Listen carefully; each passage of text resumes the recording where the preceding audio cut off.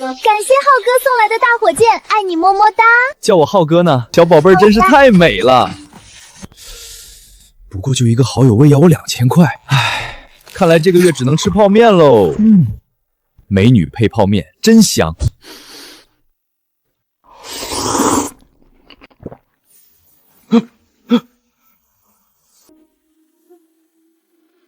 这他妈给我干哪儿来了？我的爱波呢？好饿，好饿！爹，你醒醒，别吓我！好家伙，碰瓷儿！爹，你坚持坚持，进了城就有吃的了。好香。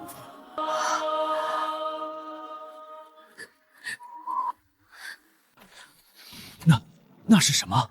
看起来像是面条，可怎么这么香？闻着味道比肉还香啊！知道这大环境差，可没人说这么差呀。一碗泡面而已，至于吗？公子，你能否先把这吃食？你要吃吗？谢谢公子，您真是好人。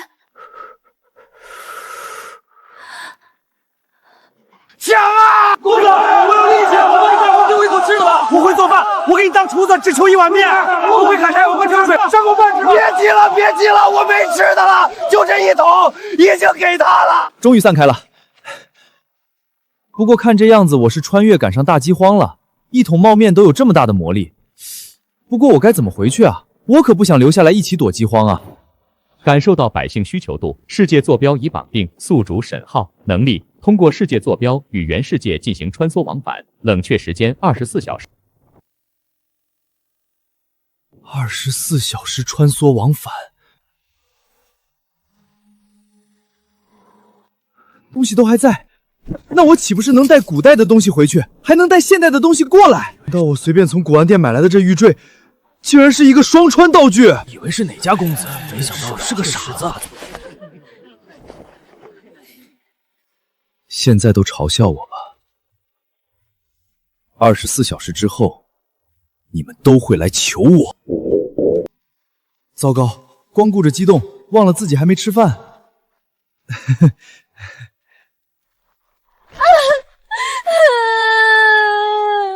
哎，你快起来！不是，这又是闹哪样啊？快起来！公子心善，把身上最后的粮食都给了我和爹爹，小女子公子左右。不过一碗泡面而已。你倒不必以身相许。公子，就让我跟着你吧，我能吃苦，会洗衣做饭，还能暖床。公子，您发慈悲，就收了小柔吧。她跟着你，还能有口饭吃。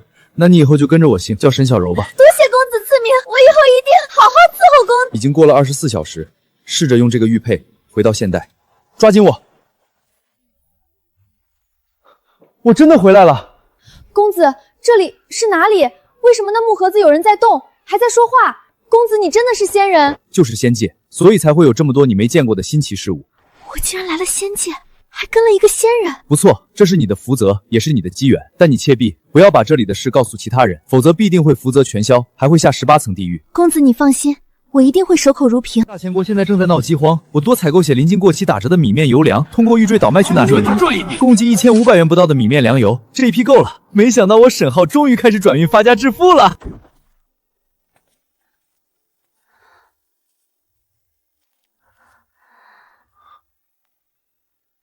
那个，我们还是先适应一段时间，慢慢来，不着急。这副身体长期经历饥荒，一副营养不良的模样，我哪里忍心下手？还是先养回点肉再说。都听公子的。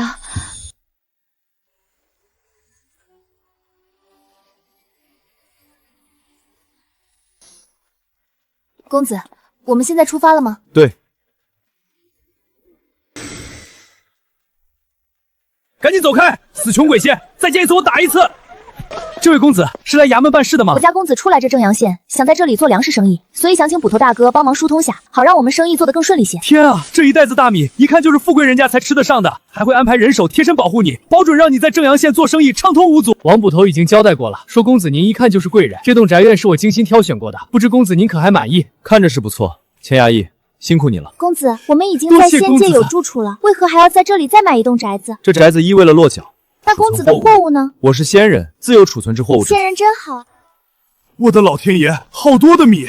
这个时候大家能找到杂粮面饼吃，都是菩萨保佑了。他竟然在卖大米，而且这米晶莹剔透，是颤不可思议了。何止？你看这印着肉片的铁盒子，难道里面装的是肉了？山烟楼不许花里胡哨的东西。这位老板，你这上等米出价多少？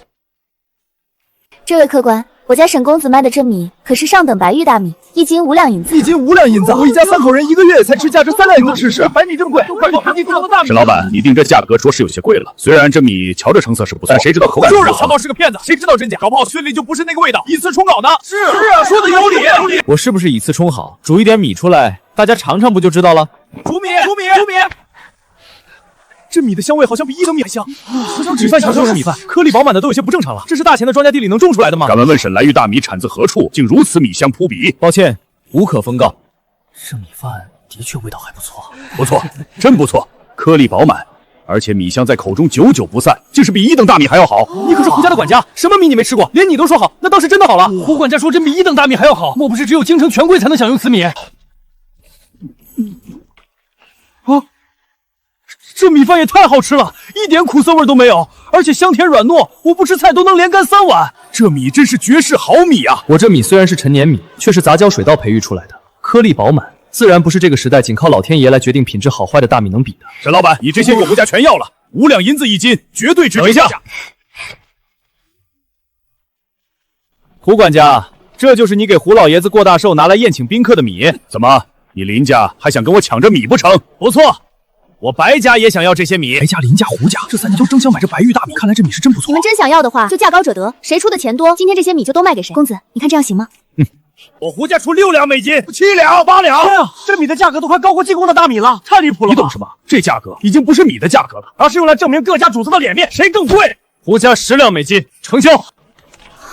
怎么，一次性赚了3000两，开心傻了？公子不愧是仙人，你一出手就赚到了寻常百姓一辈子都不可能赚到的钱。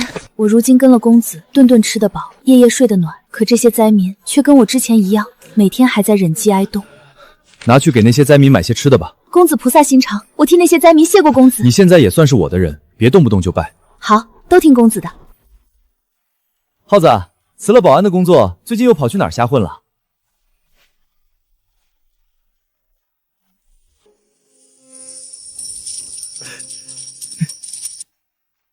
耗子，你从哪里突然弄来这么多黄金？抢劫金店了？你可别乱说，这是我祖上传下来的金元宝，绝对合规合法。咱们多年的老同学怎么听你提过？不入财，老祖宗说的。我要不是最近手头有些紧，才不拿出来呢。表哥，浩哥，不好意思迟到了。徐瑞来了。不好哥，我老早就听表弟说你在做收购古收的黄金，看来的确是从祖上传下来的。你确定要卖掉他们吗？确定。几天就净赚700万，700万啊！我大半辈子都赚不到这么多钱，我还要个屁的养老金！公子，饭菜做好了。好。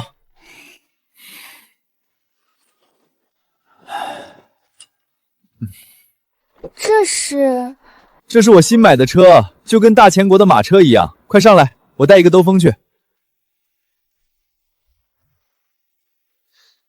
兜风是什么？公子，这仙界的马车好快！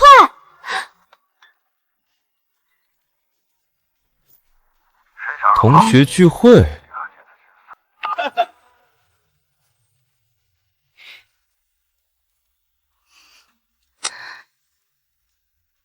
这位是我专门请来教你管理学和会计知识的王导师，等你学成后，就可以协助我处理一些财务上的事。我等会儿要去参加同学会，你就跟着王导师学习。公子要我协助你处理财务，可我真的行吗？我说你行，你就行。怎么，我的话你还不信？公子放心，我一定会努力学习进步，不会辜负公子的期望，争取早日追上公子的脚步。小柔，其实你学习不光是为了追上我的脚步，更是要让你自己不只是依附别人而活，而是在将来的某一天，就算没有我，你也有能安身立命的本事。谢谢公子。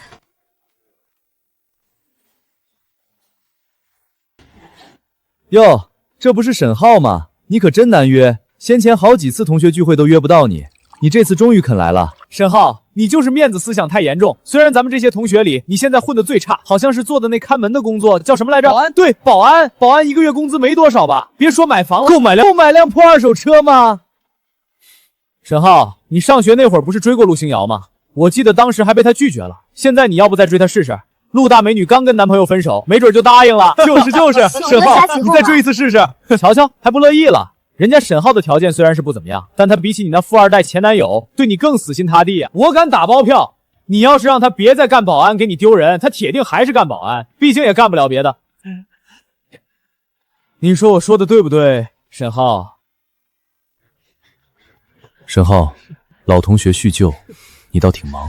还是别了吧。你们没见陆大美女挎的这包吗？6万多的国际品牌，你们觉得她会看得上那谁？的确，没什么共同话题的人哪能凑到一起？说起这名牌，我看赵总你这一身，一看就价值不菲，不愧是手下员工几百号人的外贸公司大老总，这才哪到哪儿。我的志向是把家族企业做到全国第一，可比不得有些人那种只能干保安的操劳命。赵凯这孙子还记着当年你跟他同时追陆星瑶的仇呢，真是个心胸狭窄的小人，看我今天怎么治他！谁说耗子只是个当保安的操劳命了？你们难道不知道他早辞职赚大钱了？他昨天卖黄金才赚了700万，人家现在可有钱了。700万，那得卖多少黄金啊？吹牛的吧？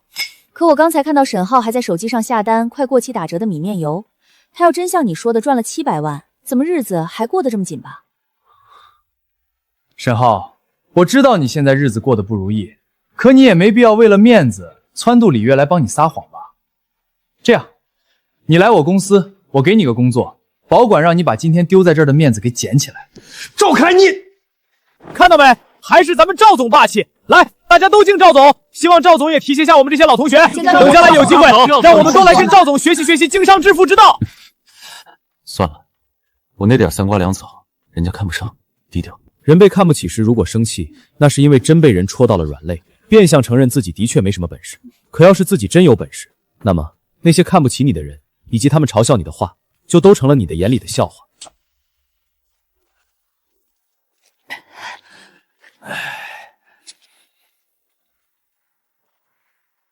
赵老板，总算找到你了。你们是谁？找我干什么？徐瑞，你怎么来了？表哥、浩哥，你们怎么也在？你们跟赵凯这是？大家都是老同学，这样啊，那刚好，你俩都帮我劝劝，让你们这位老同学把欠我们公司的钱赶紧还了。你胡说八道什么呢？赵总可是富二代，而且人家现在继承家业，是外贸公司的大老总，会欠你们钱？就是。你要是说沈浩欠你钱，我们可能还会信。你说赵总欠你钱，这不是打无乱讲吗？浩哥欠我钱，昨天他可才卖给我公司价值700万的黄金。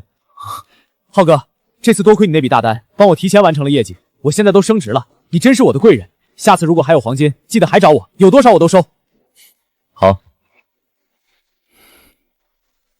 你说什么？他真的卖黄金赚了700万？我都跟你们说了，是你们自己不信，这下没话说了吧？再不敢瞧不起人了吧？沈浩，你既然赚了这么多钱，那你为什么要在网上下单快过期打折的米面油？我最近做了点临期食品的小生意。你藏得够深啊！那怎么说来着？闷头发大财，说的不就是你吗？才700万而已，什么大财？那还真有这么回事儿。赵总，你一个富二代大老板，怎么还抵押假黄金？这不应该啊！难道公司没钱了？有什么大惊小怪的？赵总，闲话少说，还是先还那100万吧。100万？赵凯，你刚刚还说人家沈浩赚的700万不算什么大财，结果你现在公司连100万都周转不过来，看来你这公司规模也不怎么样嘛。天啊，这车贵啊，少说得200多万吧。车主肯定是个有钱大老板，他就是车主，有钱还有颜，妥妥的白富美啊。可惜，肯定看不上我们。可恶，这女的比我有钱就算了，竟然还比我漂亮。公子，公子，小柔很想你，我让王导师帮我找了代驾来接你回家。不可能，不可能，这种优质女人怎么可能跟沈浩？哥们儿，这美女跟你什么关系？就是你们想的那种关系。好你个小子，藏得够深啊！哥们儿，我服了。不愧是浩哥，威武啊！赵总，你刚才可是差点好心办了坏事，哪还用得着你介绍一些乱七八糟的人给他？浩哥这是真发达了，却这么低调，搞半天就一吹大话的。看看人家浩哥，他那身衣服越是看不出是什么牌子，搞不好越是贵的离谱，还拿假黄金去抵押，看来他之前有钱全是装的。我这身衣服几十万，沈浩那身才是便宜货。既然那么值钱，那还不赶紧脱下来还给人家公司，刚好能抵债。你们这群见风使舵、拜高踩低的小人！你刚才这么对沈浩的时候，怎么不这么说你自己？人性啊！这批米花了2000块不到，比上次多一点，应该能卖更多钱。公子，前些日子王导师教我用叫手机的法器算账，我已经学会了，这次肯定能帮到你。不错。沈公子，你总算回来了，这几日可是出远门去了？对，你找我，是朱师爷想请你去他府上一叙。朱师爷不就是正阳县衙门的2把手吗？这人是得见见。你这几日不在，昨天有几个灾民想进你宅子，但被我们给赶走了。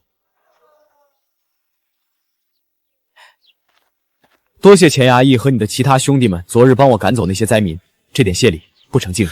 多谢沈公子，以后沈公子但凡有任何差遣，随时知会我一声，我定帮你办好。听说朱师爷有眼疾，这叫眼镜。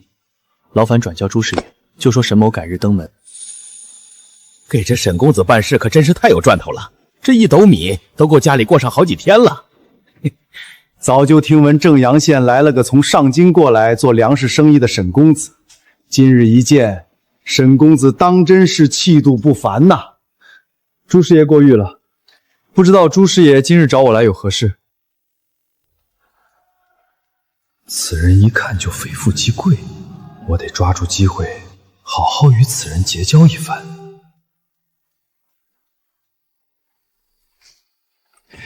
沈公子尝尝。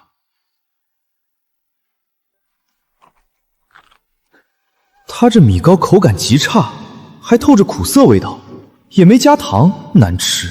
沈公子平日里定是吃惯了山珍海味，还请沈公子别见怪。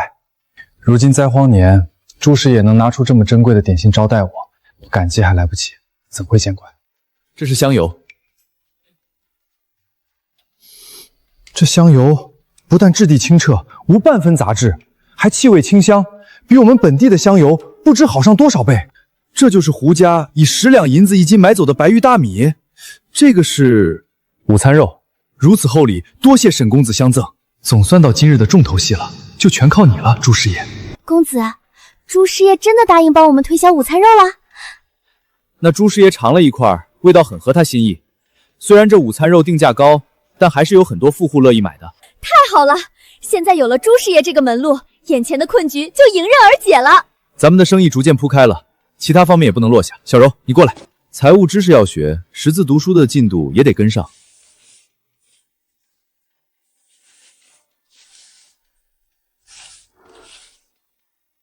公子，识字读书也能帮到你吗？帮我，更是帮你自己。小柔，以后但凡有不认识的字，随时来问我，我教你。我懂了，识字念书也是能让我安身立命的本事。聪明。公子，我一定好好学。这些丫头你要价多少？沈公子，我实话和你说，灾荒年人命不值钱，1两银子一个，怎么样？这也太不值钱了，那不是我1斤过期陈米都能换10个丫头了。古代这个社会真是吃人，庆幸我生在现代，不用经历这些。这些丫头我全要了。沈公子，千万别！你要是把这些小贱人全买走，那你可是要吃大亏的。胡管家，你也在，你此话何意啊？你瞧这些一个个的小身板，等灾荒更严重些的时候，价格还能更低。一个管家都把人看得这么卑贱，可想那些富无权贵恐怕更是没把穷人的人命当回事啊。多谢胡管家提醒，我身上没带现钱，可否用米粮跟你换？什么？沈公子，你要用白玉大米换这些小贱人，简直是暴殄天物！沈公子，上次就没抢到你家的大米，这次怎么说也得卖给我们白家一些，还有我们林家。沈公子，你可不能偏心啊！还是照每斤10两银子卖。沈公子，等去县衙签订这些奴仆的卖身契后，他们就是你的个人财产。那就麻烦钱衙役了。公子放心，以后这些小丫头们都交给我，我一定会把她们管理好的。那就要你多费心了。都听好了，签了卖身契后，生是沈公子的人，死是沈公子的鬼，抓到你们饶不了你们。丫头交给小柔训练成丫鬟，但这些少年却不能只是小厮，我必须尽快培养一批私人武装力量来为我保驾护航。丁武，换上这个。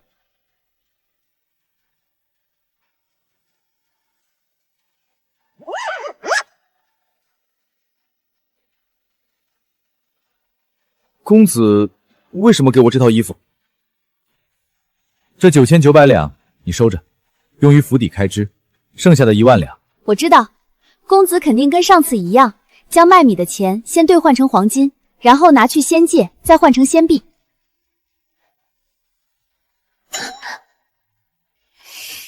你个小机灵鬼！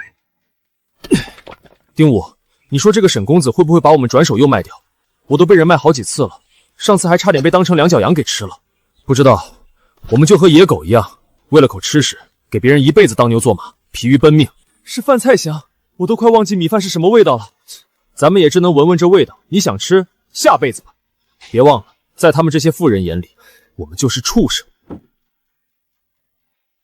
所有人暂停手上的事情，全都过来吃饭。怎么，饭做好了，还要我给你们打好饭，再请你们上桌吃吗？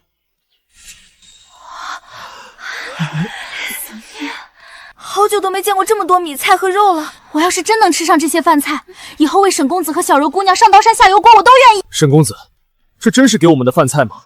这些饭菜，别说我们这些奴仆了，就是还吃得上饭的那些百姓家，也吃不起。这小子倒是个会动脑筋的，胆识也不错。好久没吃得这么饱了，太幸福了。他没把我们当畜生，是把我们当人对待。我先前错了，从今天起，我愿意为沈公子赴汤蹈火，万死不辞。咸菜白粥，黄袍加身，还真不是开玩笑。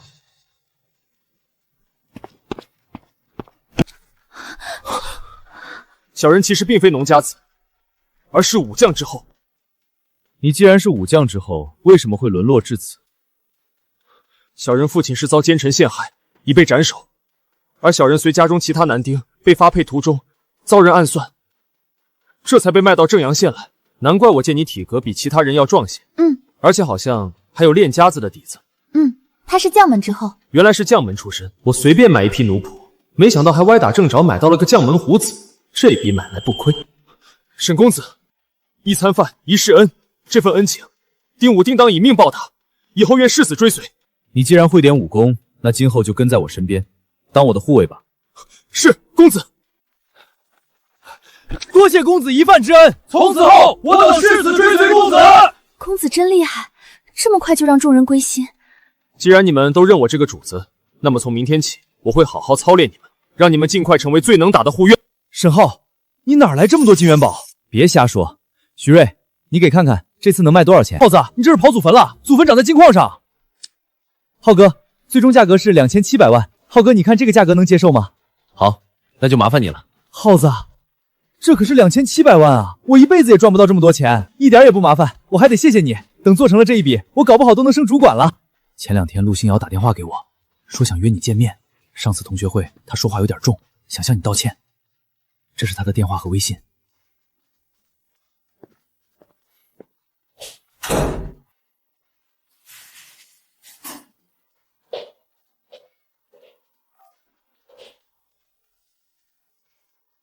请问是律师事务所吗？是这样的，我想注册一家公司，注册资金为3000万。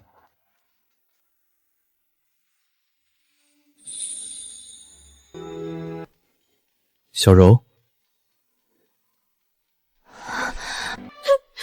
公子，你终于回来了，我还以为公子你不要我了。小柔，我回来了。谁说我不要你了？我回去卖了金子，还办了点其他事，所以回来晚了。原来是这样。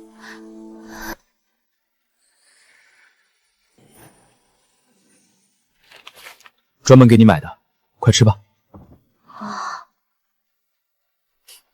公子对我真好，我要一辈子跟着公子。公子别想甩掉我。知道了，快吃吧。都认真点儿，这可是公子教的能让咱们变强的体能训练。每人必须做满300个，不然不准停。是。公子，你跟我来。是。你们继续。是。这些是我专门为你们买的，等会儿你让大家都穿上。还有这些牙刷、刷牙刮之类的，等会儿我会教大家使用方法。好的。公子，你提出的这套军事管理理念，竟比父亲以前在军中治军操练的法子还要好。公子真厉害！上次回去专门查资料，又上网的整理出一套军事化管理方法，算是派上用场了。觉得好，相信加紧给我练，很快就能训练出来。是。我们不但顿顿有米菜和肉，竟然还有鸡蛋吃。公子对我们太好了，我们真的跟对了主子，所以我们一定要赶紧强大起来，不要辜负了公子的大力栽培。自从我们来了这里后，每天除了吃饭就是训练，而且吃食还这么丰盛。公子难道是想把我们培养成死士？就算是要造反，我也会第一个冲在前面。你说，公子会不会把我们给卖了？沈公子在家吗？我是钱衙役，县老爷从总督府回来了，想见你一面。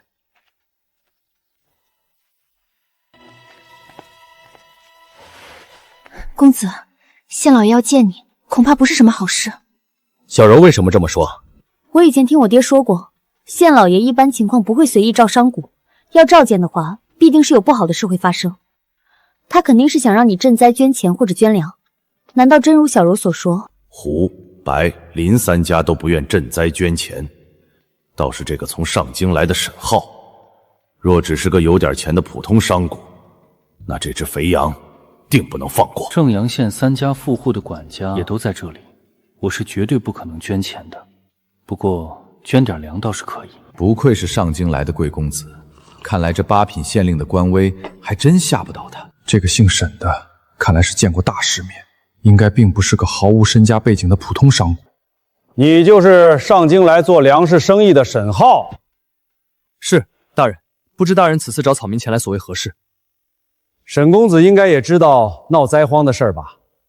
现在朝廷还没有拨下赈灾银两，正阳县又涌入大批灾民，所以本官想向在座各位筹集赈灾银两。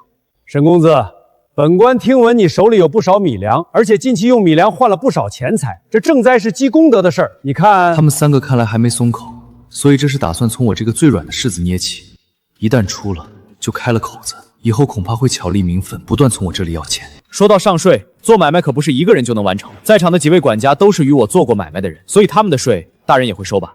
大人，说赈灾的事就说赈灾的事，扯什么税收？我们家老爷可曾少过你们衙门的钱？这个胡家仗着有人在朝廷做官，威胁我来了。好，那我们说回赈灾。沈公子说笑了。沈公子，就算这税钱我们暂且不提，可这赈灾的事儿，你总要出点力吧？看来这个县老爷今天是铁了心要从我这里拿钱。我也不想逼你，可我老丈人已经给我下了死命令，必须稳住灾民，防止民变。我就只能从你这个外地人下手了。大人，沈某初来贵县行商，自是该为赈灾贡献一份绵薄之力。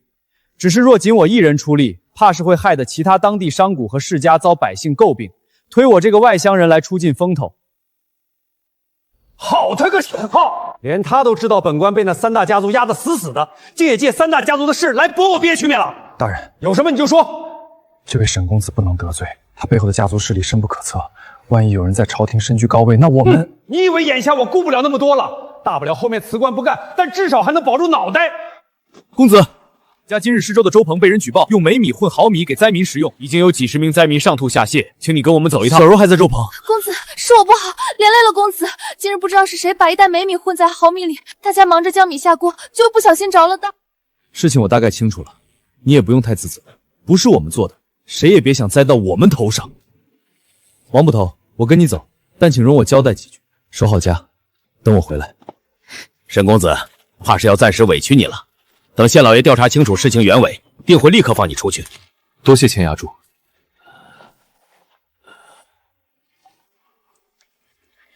沈公子，你私设粥棚赈灾本是善举，但俗话说得好，庙小妖风大，池浅王八多。这正阳县利益关系错综复杂，与上京相比也不称多让。不过，倘若沈公子愿意跟官府合作，那这一切便有另说了。这次没米的事会流血某些人的利益，才遭到报复。只是我沈浩行得端，坐得正，相信不出几日，梅米一事的真相定会水落石出。你沈府内如今只剩一个被你捡回的孤女沈小柔和一群丫鬟小厮，你要的真相，单靠这群人，怕是难以水落石出。那不如大人与我拭目以待。你们的米都快吃死人了，快赔钱，赔我们大米！大家听我说，懒得听你废话。谁敢故意闹招不长眼？小柔姑娘，眼下虽然公子不在，但咱们一定要帮公子守好沈府。你跟公子最久，接下来该怎么做，我们都听你的。小柔，其实你学习不光是为了追上我的脚步，更是要让你自己不只是依附别人而活，而是在将来的某一天，就算没有我，你也有能安身立命的本事。公子，识字读书也能帮到你吗？帮我更是帮你自己，它能帮你明理，还能培养你解决问题的思路和能力。公子教我识字读书明事理，还教我学习安身立命的本事。如今公子有难，我不能怯懦，必须要为公子撑起这片天。大家听我说，我家公子沈浩深明大义，心系百姓，因此才特赦周鹏施粥赈灾。所以我们沈府是绝不会干出为了省钱将那煤米掺杂在米粥之中此等昧良心的事，这其中定有误会。你说没有就没有，请大家再给我们3日时间，3日后我们沈府一定会找出事情真相，还大家一个公道。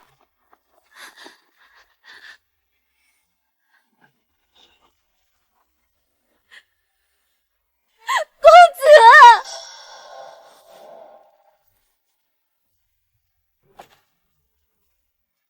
小柔，我没事，别哭。别忘了，你公子我可是仙人，谁敢把我怎么样？也是想要洗清冤屈，清清白白的离开这里。掺杂煤米施粥给灾民这口黑锅，我们沈府可不能背。公子，我已经让丁武他们去请大夫治疗那些吃煤米坏了肚子的灾民，现在大部分都已经病愈。你做得很对，煤米这件事儿，不管是不是我们做的，但灾民是无辜的，而且只有安抚好他们，我们才有更多时间去查出真相。只是那日将煤米混在我们大米里的人，武大人调查了好几人，查不到，那就换个思路。煤米是有人刻意使坏，那我们不妨先去查查，在这整件事里谁得利最多。公子的意思是，这件事里那个得利最多者，而且同样的米，价格比之前还高一些。沈公子，你沈府允诺的3日期限已到，你当如何给因吃你煤米而病倒的焦民交代？把米袋子拿上来。大人请看，这2个袋子，一个是我沈府包装大米的袋子，另一个是那日在施粥现场装煤米的袋子，能否劳烦大人辨认一下？但凡是从我沈府出去的米粮袋子，无一不是用的这种材质所制作而成，所以在这种袋子的材质可是现代工业的产物，怎么可能在大前国找得到？你是想说装煤米的袋子并非出自你沈府，那煤米是有人蓄意栽赃陷害？正是，仅凭一个袋子就想撇清关系，本官也可以说是你提前故意换了个麻布袋子。大人，此人女名叫谢三，是谢氏米店的杂工。先前我家公子取决3大家都管，成为令谢氏米店心生拟恨。大人饶命！我在现在卖米虽然能进期，可但凡是到时间过了期的米，我依然会处理掉，从没拿去贩卖过。谢三，在县老爷面前你还敢撒谎？你说我们卖过期的大米，可有证据？当然有证据。大人，草民是谢氏米店的掌柜，今特来告发沈浩高价售卖过期米，蒙骗顾客。你刚才说你有沈氏过期米的证据，证据呢？证据便是沈府的米粮账册，您只需派人前去取来，一看便知。账册我早收买了你沈府的账房先生，做了手脚。沈浩，你敢跟我们谢氏米店抢3大家族的生意，今日之后，我要让你在这正阳县再也卖不出去1粒米。朱师爷，这是从沈府取来的账册。账册我早收买了你沈府的账房先生，做了手脚。沈浩，你敢跟我们谢氏米店抢3大家族的生意，今日之后，我要让你在这正阳县再也卖不出去1粒米。本官查阅了账册，并无问题。这怎么可能？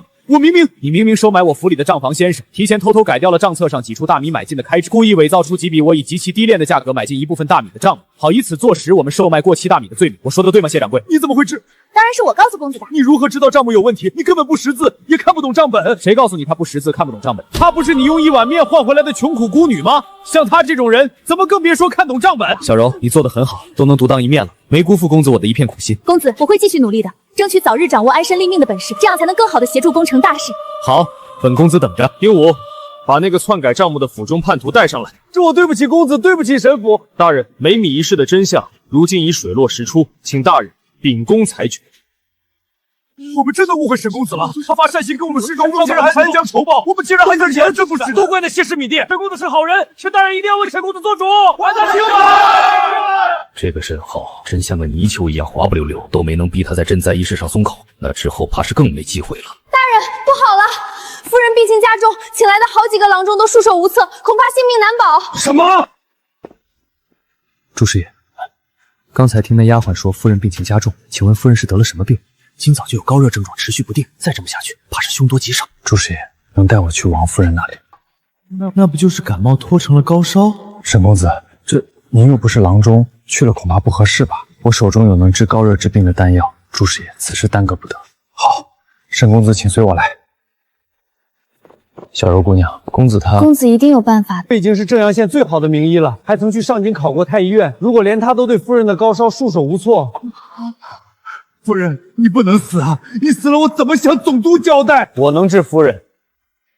这里是本官夫人的房间，谁允许你擅自来这里的？大人，是小人带沈公子进来的，因为他说装置风寒膏药的丹药能救夫人的性命。胡闹！我手中有3枚丹药，是之前云游时曾结交的一位道人赠予我的。这位是沈公子，你让大家如何相信你的药真有如你所说的奇效？若王夫人吃了你药出事了，恐有性命负责。我负责？你负得起责吗？王夫人可是两江总督之女。行了，沈公子，夫人的病就不劳你费神，你还是先出去吧。沈公子，要么先离开，这浑水您就别趟了。既然不能治，那为何不能让我手里的丹药？那敢问郎中，可有法子给王夫人驱除高热试一症？若不是，夫人必死无疑；若是了，或许还有一线生机。好，沈公子，你既然对此事如此胸有成竹，本官不拦你。但你记住，若是夫人因你这丹药出了任何事，本官绝不放过你。是，大人。哼，一个毫不通药理的丹药，我都束手无策。且等着看吧，王夫人的病丝毫没有减轻的迹象嘛。看来沈公子是被那个道人骗了。现在这种招摇撞骗的江湖术士太多了，这下沈公子闯了大祸了。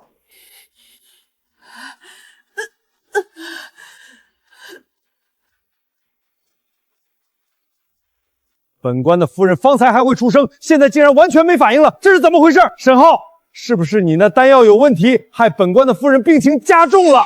来人，把这个害我方川公公给我抓起来，关入大牢！老爷，我感觉身子好多了，没那么难受了，也不冷了。高热竟然真的退了，这怎么可能？明明老夫都已束手无策，他那丹药怎么会？太好了，太好了！夫人你没事就好，不愧是沈公子带来的灵丹妙药，针灸一颗就治好了夫人的高热。沈公子你太厉害了！沈公子，能否请你代为引荐下那位道人？老夫想知道他是如何炼制此丹药的。对了，你身上不是还有让老夫带回去钻研？是云游四方，无固定之好效。我也不知道他现在何处。王捕头，轰出去，不许他在这里打扰夫人休息。是，你今日是救了我与夫人2条性命啊！大人，不可行此大礼。沈公子，先前我数次逼你赈灾捐款，是我病急乱投医，得罪之处，还请沈公子见谅。沈公子，你真是以德报怨，这更令本官惭愧了。若是日后有用得上本官的地方，沈公子尽管来找本官便是。大人言重了，夫人还需静养，沈某就先告辞了。夫人，我们遇到贵人了。公子，你在想什么？我在想，宅邸太小，该换个更大点的了。现在地方不够大，丁武他们操练起来施展不开，而且以后还要不断扩充人数，这点地方根本不够用。沈公子，大人要你去府上一聚。钱衙役，该不会王大人这次又要公子捐赈灾银两吧？小柔姑娘多虑了，这次是好事，夫人身体大好，大人专程请沈公子过府叙叙，以表谢谢。放心，这次不是坏事，我去就会。早去早回。身体差不多快好全了，本官今日专程请沈公子过府，以表谢意。大人客气了。沈公子，你来这正阳县也有段日子了，却只添置了一处住宅，本官也能低价卖给你。不愧是当官的，报恩都不走空，知道我没有换取些银两，这来换。这白鹿山的地契，大人打算出价多少？沈公子要的不多，只要10万两白银。10万两！沈公子，这白鹿山物产丰富，3年内就能回本。若非筹措赈灾款在即，救命之恩这层心意，本官是万不会贱卖这白鹿山的。我最近也正想找个地方建山庄，但手里的银票不多。不过我倒是可以用米粮来换，就是不知米粮好啊！现在正到灾荒，米粮一天一个价，有时候有钱都未必能买到粮食。若是沈公子能直接拿粮食来换，那就再好不过了。既如此，那这笔买卖咱们就说定了。好，好，好！用陈年大米就能换来一座白鹿山，这笔买卖划算。公子现在就要出发吗？我已经答应王大人尽快筹措米粮，所以需要回去一趟。小柔，你就留在这里守好这宅子。不过我这次应该要多耽搁些日子才能回来。公子，你早去早回，小柔会等你的。放心，我很快回来。沈先生，你的外贸公司注册下来了，你要的办公室大楼也租了，还有大仓库也已经以50万的价格帮你买下来，辛苦了。我最近接到一个售卖公司的委托，与你公司的业务范围很相似，你或许可以考虑直接入手，省得重新对接供应商。陈律师，这家荣光外贸公司主要经营什么？荣光在三江市很有名，主要经营衣帽和食品，但新老板是个爱赌博的败家子，欠下巨额赌债，现在着急脱手还债。没想到赵凯背地里竟是这样不堪。陈律师，麻烦你帮我联系荣光公司的负责人，就说我对他的公司感兴趣。好的。赵凯，上次同学会你处处针对我，这一次你的公司我沈浩收定。沈总，那我就先告辞了。真没想到，估值8000万以上的荣光，竟然被我们以2500万的超低价拿下。沈先生，你是如何肯定荣光一定会接受这个卖价的？荣光欠了公务商500多万外债，赵凯个人也欠了一屁股债，名下房产全被抵押，没人敢自然就有了压价的。原来如此，还是沈先生厉害。不过那位赵总毒瘾也太大了，连出售公司这么大的事儿都全权委托律师来。沈浩、小柔，我们的名字放一起的感觉还不错嘛。沈总，荣光公司的职员现在已全部搬到浩柔公司上班，另外浩柔已经完成对荣光公司资产的继承和整合等事项。这段时间辛苦了，秦律师。喂。前几天公司财务出了点问题，现在总算解决了，还是赵总厉害。接下来我打算扩大公司业务，朝其他领域投资。你真是我们大家的榜样，敬你一杯。赵总投资的话，需要不少钱吧？那肯定的，赵总公司那么大，投资肯定不少，这是自然。我已经联系了几个朋友，他们都很感兴趣。高投资、高风险、高回报，我打算拿他个几千万出来，先探探路。赵总随随便便就几千万撒出去，还是您厉害？不就几个臭钱吗？又开始显摆了，把家业都败光了来填赌债，现在竟然还在这里大言不惭。这个赵凯真是无可救药。沈浩，你现在不是靠祖上那点金子成暴发户了吗？要不你也跟我一起干，投点产业。投资这块我暂时还没涉猎，不敢乱来。赵总，你就别为难沈浩了，人家好不容易过上好日子。赵总要投资的话，考虑医药领域吗？考虑啊，只要项目好，投钱什么的没问题。我有几家合作的制药工厂，现在面临资金缺口。我投。沈浩，你说的是真的吗？是真的，抽个时间，我们私下再具体详谈。好好好。沈浩，你会不会太冲动了？投资可不是小事儿，你懂做生意吗？万一钱全亏进去了，不得又回去当保安？孙小雨，你怎么就知道耗子他不懂做生意了？哼，告诉你，我家耗子早开公司大老板了，他不说，只是因为他低调。果然，有钱的男人格外有魅力。沈浩，你逞什么能？我知道了，你该不会是对陆星瑶还没死心，所以想着在他面前正表现，故意吹牛吧？我没吹牛，而且我说要投，也跟别人没关系。哈哈哈哈。他还低调，上次他可是把豪车都开出来了。李月，我今天把话放这儿，沈浩要真开公司当了大老板，我立马把我公司1半的股份转给他。当真？当真。好，一言为定。沈浩，你要真开了公司当大老板，就拿出证据来，吹牛谁不会？沈浩，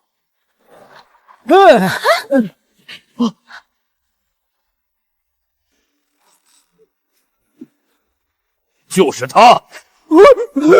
大马哥饶命，求求别打我！这是怎么回事？这个人在我们赌场赊了几百万的账，一直赖着不还。赵总一个随随便便撒钱几千万的大老板富二代，怎么会赊区几百万的账？还有什么赌场？你们确定没找错人？哼，我呸！这人的公司早卖给别人抵债了。他是个狗屁的外贸公司大老板。什么？连公司都没了？那你岂不是破产？现在资产还没有我们多，那你在我们面前装什么阔佬？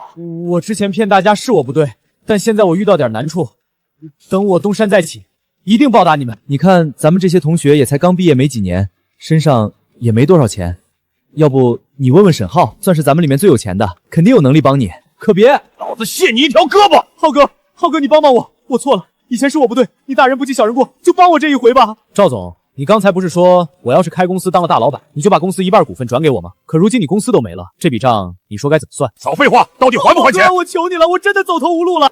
他欠你们多少钱？本金300万，加上利息，一共500万。这是500万，拿着钱找他的麻烦。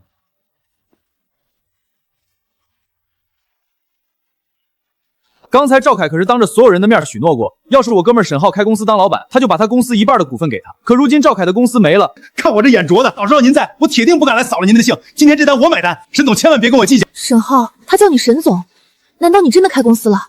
不可能，他不过是靠卖祖上金子发了笔横财而已，怎么可能有钱开公司？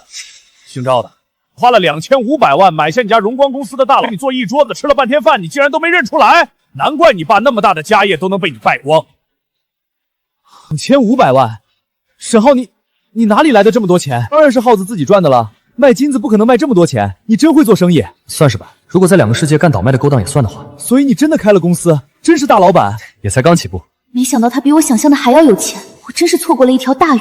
不可能，肯定认错人了。我自己的公司卖给你，我会不清楚。就沈浩这副穷酸相，一辈子都不可能赚到2500万。我说你个败家子真好笑，连你自己公司卖给谁都不清楚，你不破产谁破产？刚才还在他面前显摆，你这藏的也太深了，2500万买下荣光，真有你的！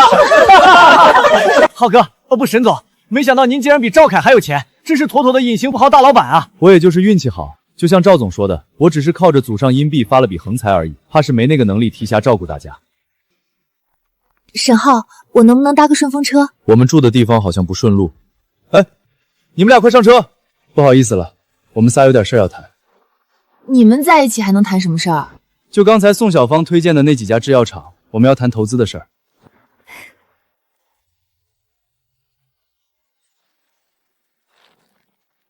沈浩，我放下身段讨好你，你竟然这么不给我面子！不投资，只买药。我买药盘活你合作的这几家制药厂的现金流，同样能解决当前他们面临的资金缺口问题。没问题，那请问沈总想买多少？那就要看这几家制药厂能将价格压低到多少。我自己先做他们的主了，可以保证价格至少比其他工厂能便宜一半。公子，你终于回来了。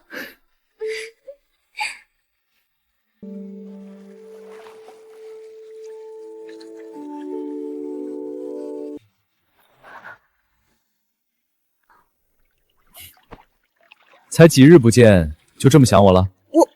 公子，这些日子小柔很想你，今晚就让我来伺候你吧。都说一定的距离能增进男女关系，还真是。你这小身板，看着还是有些单薄。可我想为公子生儿育女。沈公子，我有个疑问，这些日子我跟王捕头专门留意正阳县城门口的动静，可没干到有运输米粮的车队进城啊。敢问这些是何时运进城的？朱师爷，我的家族在上京，运送米粮这种事不惊动官府正常，无需大惊小怪。沈公子，既然米粮已经送来，那事不宜迟，我这就让王捕头带人去搬运。你也去帮忙。是，公子。大人，米粮全部拉回来了，沈公子甚至还多给了一些。这批大米全是堪比上等大米，我们只需要拿去富户兑换，就能换到足够多的4等杂粮了。沈公子不愧出身名门望族，在灾荒年都能弄到如此多的优质大米，本官的项上人头总算是保住了。这次给建窑的米全是现在搬运来的好米，则用来供给府上。陈年大米都能让他们如此高兴，还能拿来换一座白鹿山，这比买卖划算。快把白鹿山的地契拿来。地契我已收到，多谢大人。大人不好了，其他县的灾民全都被赶到咱们正阳县来了。你们是怎么办事的？正阳县的灾民已经够多了，还放人进来？是属下办事不力，求大人饶命。只是其他县今日像商量好的一样，突然同时把灾民全都往外赶，只有我们的城门看守松懈，所以那些灾民才全人太多了，我们根本拦不住。这些滑头畜生玩意儿，合着这是专门算计我呀？突然来了这么多灾民，这可如何是好？一旦民变，后果不堪设想。民变的隐患，跟我一起去城门。是，少爷。全给我退后，不准入城。这么多灾民，就是再多的粮食也喂不饱他们，更别说安置了。大人，灾民数量太多了，要是他们强行入城，咱们带的这点人还真拦不住。如果每个县的官府给灾民分发些粮食，也不至于弄成这种局面。当官的不想担责任，就只会撂挑子制造麻烦。王捕头，立刻带人把这些灾民撵走！走，都给我推出去！谁敢靠前一步，格杀勿论！县老爷，可怜我们这些逃荒人吧，我们已经无处可去了。苍天啊，这是要了我们的命啊！县老爷，救救我吧，我们不想求求你了。这些人明明人数众多，却不知道反抗，只跪地祈求上位者们的怜悯，简直是天真又愚蠢。快赶走，不许他们靠近城门一步，都给我滚开！这些灾民或许是白鹿乡的转机。沈公子，你也看到了，不是本官心狠，实在是无能为力。是，都跟我走！谁敢靠前一步，格杀勿论！县老爷，救救我们吧，我们不想死，求救命啊！可怜可怜我们这些逃荒人吧，求大人收留我们，给一口饭吃啊！这些灾民明明人数众多，不知道反抗，简直是天真又愚蠢。快赶走，不许他们靠近城门一步！大人，外县的灾民都已被驱赶到100米外的山神庙，属下已经派人把守在那里，让他们无法再次轻易靠近城门。好，不过眼下虽然暂时控制住了局面，但这并非长久之计。再拖几日，这些灾民怕是会暴动，民变是迟早的事。朱师爷，你去把胡白林3大家族的人叫来，还有正阳县的其他富户也都喊来。今天邀请诸位前来，是为了外县灾民一事。本官想诸位同朝廷一起协助赈灾，平息眼前的危机。大人，赈灾是你们朝廷的事儿，与我们这些商方上有什么关系？我们真帮不上忙，那些灾民哪里来的？您不如就把他们送回到哪里去。城外灾民至少2万有余，若发生民变，区民兵团根本挡不住。沈公子，你这话说的不错，但也别忘了这是官府的责任。要是真发生民变，县老爷难辞其咎。沈公子，依你之见，本官该如何应对那些灾民？大人，实不相瞒，其实以我家族的实力，要解决那些灾民并不难，只不过需要大人批下一道。沈公子，你果然有办法。我想要大人批一个乡给我，就以白鹿山为中心，方圆100里的地全部归我。许多世家大族都是靠盘踞地界养出来的，一旦遇到战乱就会起兵造反，所以大前国对乡镇批文向来谨慎。但王守成现在有的选吗？大人，你慢慢考虑。其实你不用有太多顾虑。我之所以想成立白鹿乡，不过是起了些玩心罢了。以我的家族背景，我已经够荣华富贵了，所以断然是不会去做杀头之事，这不是自讨苦吃吗？只有一座白鹿山，顶天也就凑齐1000多人的护卫，再多就会引起朝廷的注意。但若能成为白鹿乡的族长，就算有上万村民也是合理的。城外县城的2万多灾民，何愁凑不齐一乡的人口呢？你说什么？瘟疫？山神庙的灾民里混入了感染瘟疫村子的村民。我之前逃荒的时候路过那个村子，当时村子里的人已经死了大半，他们个个脸色苍白，浑身发抖，高热不退。这下大事不妙了！这下大事不妙了！饥荒加随时可能出现的民变，现在再有瘟疫，整个正阳县怕是要完了。丁武，等会儿你陪我去山神庙一趟。您不能靠近那些灾民，瘟疫是会死人的。我要去确认那些灾民到底得了何种疫病。我意已决，你不用再劝我。公子，这身衣服真能挡住瘟疫吗？放心吧，我什么时候骗过你？勾魂使者，求求你别带我娘和弟弟！我们不是勾魂使者，也不会带走你娘和弟弟，你别怕。你叫什么名字？回公子，我叫王斌。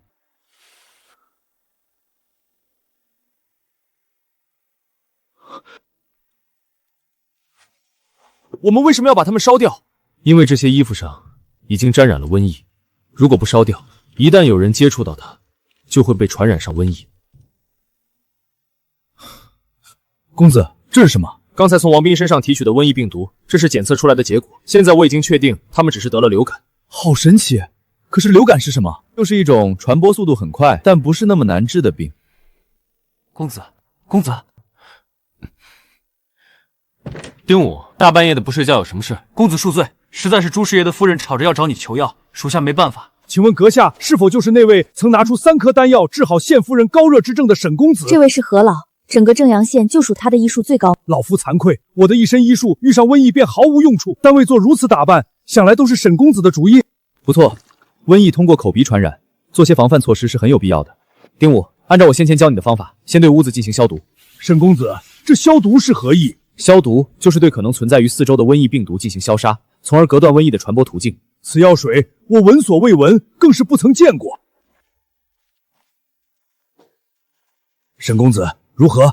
朱师爷的身体虽然有高热现象，但好在温度不是特别高。沈公子，你喂的可是能救我家老爷性命的丹药？不错，服下这丹药后，朱师爷的高热过不了多久就会退了。沈公子，你真是救命的活菩萨！要不是有你，老爷这次怕是凶多吉少了。请受妾身一拜。朱夫人无需行此大礼，我与朱师爷素来交好，就算你没有找我，我也还是会救他。沈公子，方才你给朱师爷喂的那些丹药，难道也是那位神秘道人所赠？是啊，那位道人提前算出会爆发瘟疫，所以特意给我留了这些丹药，要我普渡人间。如此看来，那道人真乃神人也。高热真的退下去了。老夫从医几十载，从未见有任何医者能治好高热之症。给你赠药的那位道人，莫非是神仙？本官刚进门，就听到沈公子又用丹药治好了朱师爷的高热之症，此乃大喜啊！沈公子，你们3人这是？沈公子说，穿成这样能预防被瘟疫感染。什么衣服，竟然如此神奇？是之前赠我丹药的那位道人所赠。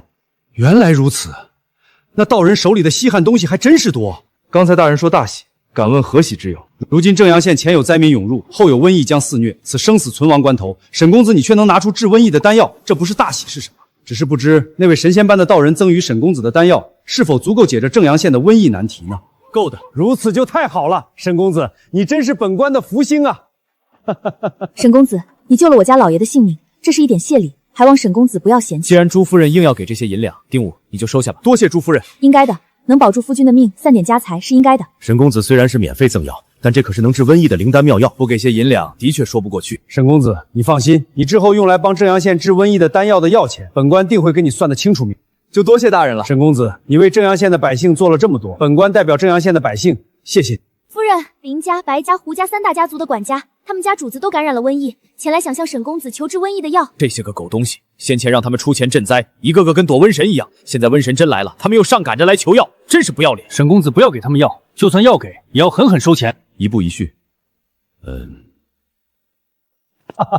借三大家族求药，逼迫他们接收灾民，沈公子好计呀！若是大人允许我见白鹿乡，白鹿乡届时也可以接收一部分灾民，但是2万灾民人数还是太多，所以三大家族必须得帮忙安置一部分。沈公子，还是你聪明，事不宜迟，立马召见三大管家，商量赈灾的事。见过县老爷。沈公子，烦请您赶紧跟我走一趟，我家老爷感染了瘟疫，他怕是挺不过5更天。老太太也感染了瘟疫，现在高热不退，恳请沈公子出手医治啊！我家少爷今天出门一会儿，也不慎染上了瘟疫，现在也发着高热。老爷说了，只要沈公子您能救我们家小少爷，价钱随便您开。我们林家也可以做到，只要沈公子能救我家老太太。胡家也是，沈公子先去我们胡家吧。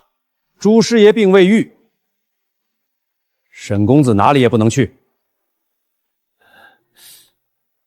有些人啊，让赈灾的时候分文不出，现在却想要丹药治病，天下哪有这么便宜的事儿？赈灾本就是积德，无德之人也配享受丹药。话虽如此，但大人，你这样扣押沈公子，怕是不妥吧？难道就不怕被沈公子的家族报复吗？沈家的实力遍布朝野，门生故吏无数。本官身为正阳县的县令，肩负看护百姓之责，但凡对赈灾有益的，本官都会责无旁贷。所以，就算因此遭到报复又如何？这跟赈灾有什么关系？诸位有所不知，我们这些日子正在商量将城外灾民安置一事，可如今朱师爷病倒了，为了继续推进此事，我得想办法将他赶紧治好才行。还是我家老爷性命更要紧些，你可千万别因小失大。此言差矣，2万灾民的性命比起1人性命，哪个更大，哪个更小？本官相信沈公子比你们更分得清。那沈公子如何才能救我家老爷？如今朱师爷病着，无法推进灾民安置一事，但若是三大家族愿意从旁协助一二，朱师爷自然就不用那么快的病愈，沈公子也就能空出手救3位的主子了。果然如我所料。公子，今晚卖丹药竟然卖了接近3万两白银，我一辈子都赚不了这么多钱。公子你太厉害了，一枚丹药1000两白银，越有钱的人越惜命，那他们丹药自然也买得更多，咱们也就赚得多。为了那些丹药，三大家族总算舍得拿出一部分土地来安置灾民了。这下灾民终于要有耕种的土地，他们很快就能安居乐业，不用再过颠沛流离的日子。你就这么开心？我在被公子您买来之前，日子过得也很苦，太清楚颠沛流离的日子有多难熬，都是托公子的福，我才有如今的好日子，所以我很希望有人也能帮他们一把。公子，我这辈子一定要给你当牛做马，报答您对我和那些灾民的恩情。丁武，我无需你给我当牛做马，这世间人本无贵贱之分，每个人生下来的命运也并非被定死了，你只需记住，只要你有毅力和决心，定能改写自己的人生。改写人生？府中开销和米粮进出的一样账目，我都已经整理清楚。公子吃完饭可以细细查验一番。你如今做这些事儿已经得心应手，无需查验。我相信你已经能独当一面，帮我管好这个家。公子，公子，何老想见你，让他进来。快，沈公子，随老夫去往仁堂一趟，整个正阳县的大夫都在等你，就等你教我们如何抵御瘟疫。何老，我不是大夫，怎会使得整个县的大夫都要我去教如何抗疫？你给的丹药是唯一能治瘟疫的药，你并非对抗疫一无所知，相反，你处理瘟疫时非常有章法。沈公子，算我替全县百姓求你。既然何老都这么说，那我便却之不恭了。公子，瘟疫已在城中传播开来，你出门在外一定要小心。放心吧，我手里有大量的药品，无惧瘟疫。还是公子有本事，人人都怕的瘟疫，他却一点都不怕。公子不愧是仙人。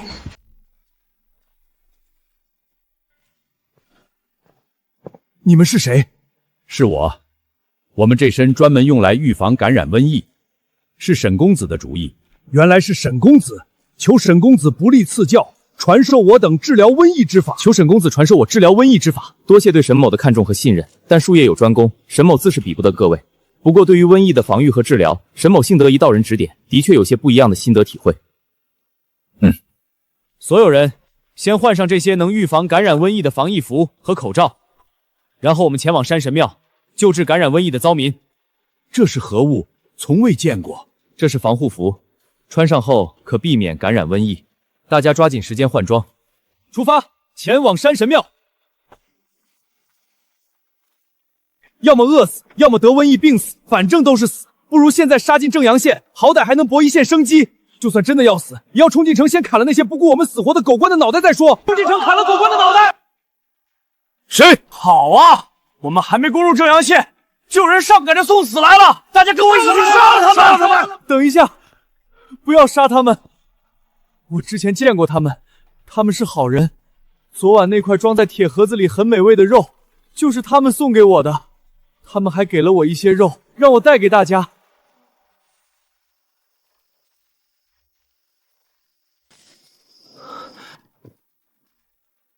丁武，你做得很好。他们就是你昨晚错认的勾魂使者。磊子哥，别伤害他们。大家都别动这些人，立刻架起铁锅施粥。是，公子。这瘟疫传播速度极快，我们不抓紧时间收治这些灾民，却为何要先施粥？不先安抚下他们的情绪，你觉得他们会同意我们给他们看病吗？丁武，你带几个人去庙里将已经死去的灾民的尸体抬到几里地外，集体就地焚烧。他们真的在施粥，怎么会这么好心？那些有钱人宁可让米粮烂掉，也不愿意施舍给我们一点。这件事绝对有诈，那些粥里肯定被下了能毒死人的药。我猜也是，瘟疫是从我们这里传进正阳县的，他们肯定借着施粥把我们都毒死，好控制病情。我们快去阻止大家喝那些粥。磊子哥，我觉得他们不会害我们。要是那粥里真有毒药，早就有人毒发了。可你看大家喝了粥都还好好的，就算没在粥里下毒，保不齐他们有别的什么不可告人的目的。我们再观察一会儿。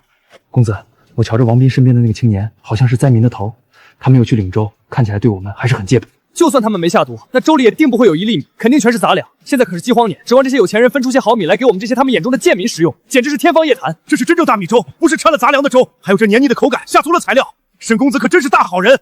磊子哥，你看，我就说沈公子是好人吧。是啊，我好久没尝过米的味道了。沈公子真是活菩萨，愿意施舍这么好的米给我们这些灾民吃。大家无需行此大礼，快快起身。没想到真的还会有人愿意拿出这么好的大米施舍给我们。这个叫沈浩的人，有点不一般。给我一碗，想喝粥去排队。给他。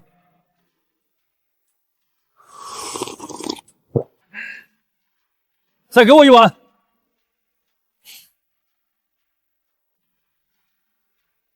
兄弟，不要吃太多。一会儿我们还要发鸡蛋，你现在灌一肚子水，等会儿怕你吃不下，岂不亏了？鸡蛋？对，是鸡蛋。你们逃荒过来，一路颠沛流离，不吃点鸡蛋补充下营养怎么行？吃饱了，我们才好帮你们看病。我一辈子从没吃过鸡蛋，没想到现在这灾荒年竟然能吃到鸡蛋。沈公子真是大善人。看来我们真的误会沈公子了。磊子哥，你怎么不吃鸡蛋？谁说我不吃？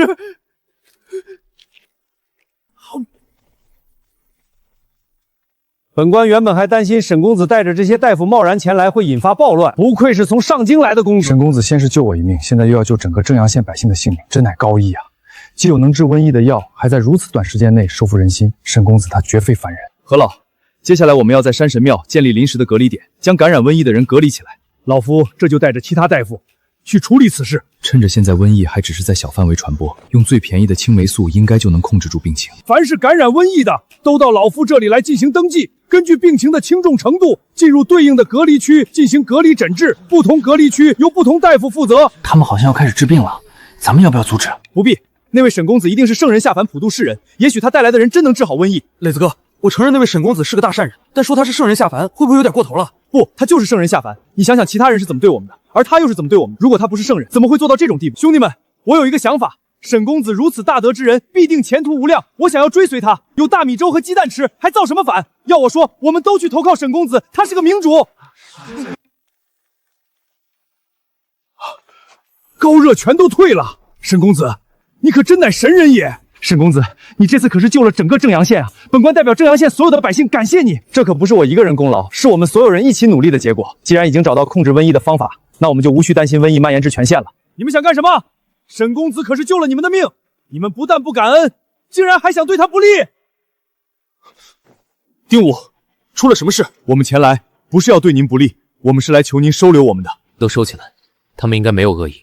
沈公子，我们聚在这里是想投靠您。您是唯一把我们当人看的，不但给我们大米和鸡蛋吃，还帮我们免费治病。对我们而言，您就是下凡普度我们的圣人。我们想归顺您，一辈子为您卖命。是啊，沈公子，您救了我们一家3口的命，我就是死1万次也无法报答您的恩情。不是沈公子的话，我早死了。我这条命都是沈公子您的，还望沈公子不嫌弃收了我。求圣人沈公子收了我们。你们的心意我领了，但收留之事还需从长计议。我就一普通人，可不是什么圣人。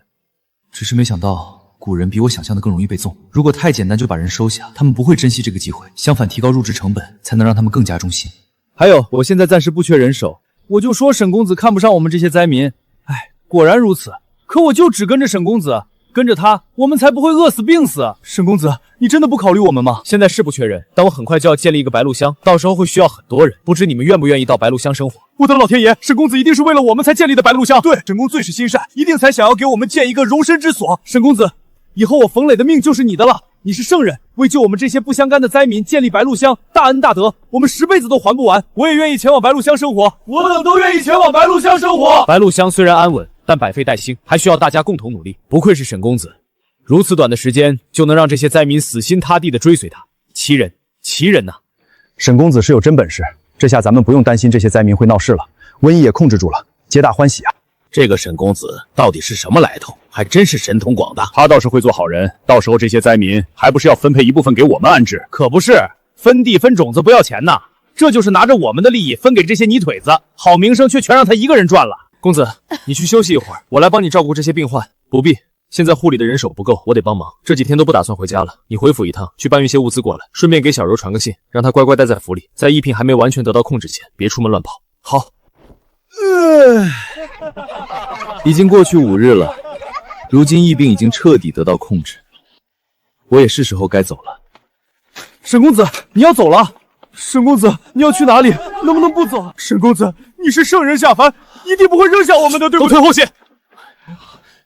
如今沈公子在这些灾民里的威望如日中天，恐怕白鹿乡一旦成立，会成为整个正阳县最强大的一股势力。大人，您当真要给他白鹿乡的批文吗？白鹿乡的批文已是箭在弦上，不得不发。朱师爷，辛苦你亲自跑一趟，将白鹿乡的公文送去沈府。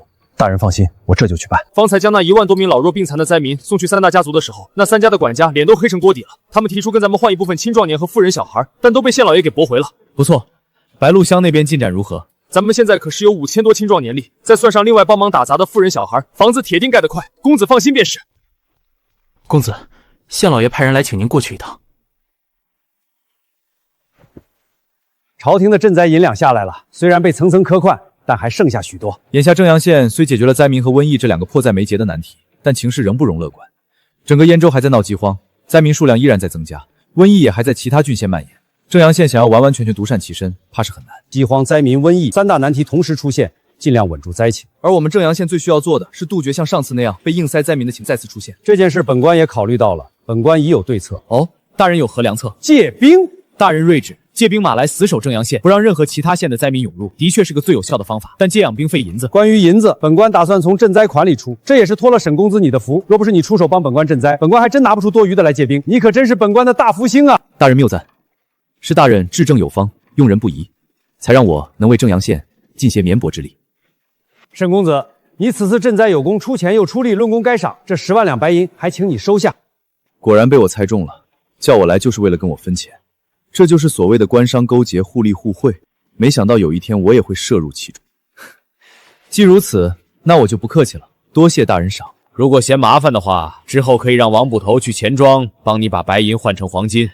这样的话就再好不过了，那就有劳王捕头了。沈公子客气了，以后您但凡有任何吩咐，随时知会我一声便是。大人，夫人回府了。大人真打算向夫人的父亲总督大人借兵？到手的赈灾银两共50万两，给了沈浩10万两，还剩40万两。借兵养兵绰绰有余。公子，你先前手里的3万两银票，加上县老爷给的10万两，一共13万两白银，现在已经全换成黄金，一共13000两，都在这里了。不错，公子，这几天辛苦你了，我都没帮上什么忙。你已经帮了我很多，府上被你管理的井井有条不说，还有前些日子每日往山神庙调拨粮食和医用物资，也都是你指导丁务，多亏有你帮我守大后方，我才能在前线心无旁骛的赈灾。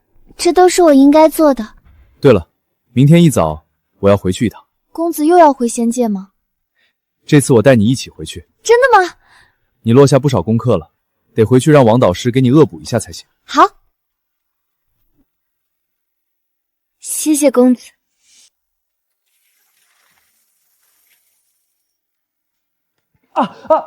表哥，你干嘛捏我？不是梦，真的是一箱箱的黄金，价值3亿7700万。浩哥，这笔买卖能占顶峰黄金年的营业额，数额太大，我得提前通知下财务部。你稍等。耗子，你老实交代，你祖上是不是哪个朝代的皇帝？这么多黄金，是不是你挖了你皇帝祖宗的皇陵或龙脉？我就做了个梦，梦里我祖宗告诉我哪座山里埋了黄金，让我去挖。你别说，还真让我给挖着了。你觉得我会信？我也不信。但事情就是这么玄乎啊！看来我也得想办法梦到祖宗，搞不好也能挖出一座祖宗的金矿。浩哥，我已经拿到交易权限，除去700万的损耗和人工费，财务部会将剩余的3亿7千万转到你账户。好，接近4个小目标，普通人一辈子想都不敢想的数额。浩哥，你可真是我交易人，我绝对能升部门经理。到时候请浩哥你吃饭。你也是我的贵人，没有你，我这些黄金也不会卖得这么顺利。